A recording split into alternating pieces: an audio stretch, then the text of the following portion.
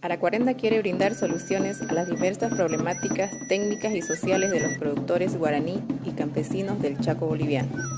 Agropecuaria Comunitaria Sostenible, un programa formativo de educación permanente para las y los productores del Chaco boliviano.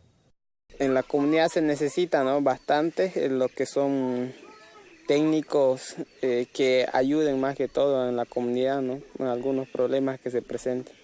Yo primeramente decidí entrar a la capacitación porque soy productora, vivo de eso.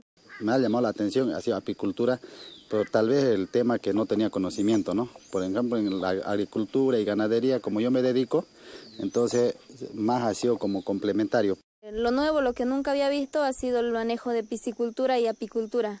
Lo que me motivó, o sea, es algo interesante.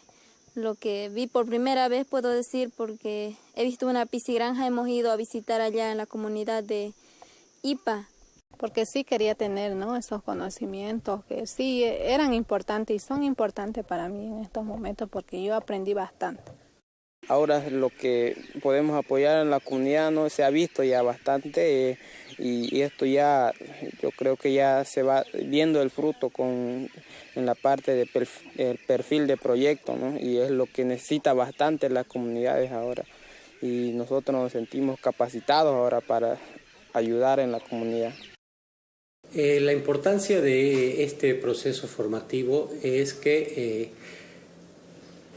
contribuye a recuperar principalmente conocimientos locales, saberes locales de actores que en un espacio formal normalmente no son reconocidos. Entonces, por tanto, es un proceso formativo que permite, digamos, a todos los actores acceder a un proceso de educación donde se forman y son reconocidos.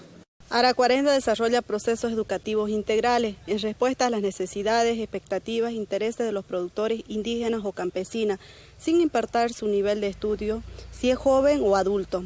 En ese sentido, partimos de sus experiencias que tienen los productores, a las cuales les fortalecemos con tecnologías o propuestas innovadoras, utilizando los recursos locales. Para ello, nosotros los facilitadores estamos obligados a desarrollar los procesos educativos en sus propias comunidades. Aracuarenda es una fundación que desarrolla procesos de formación basados en el interaprendizaje.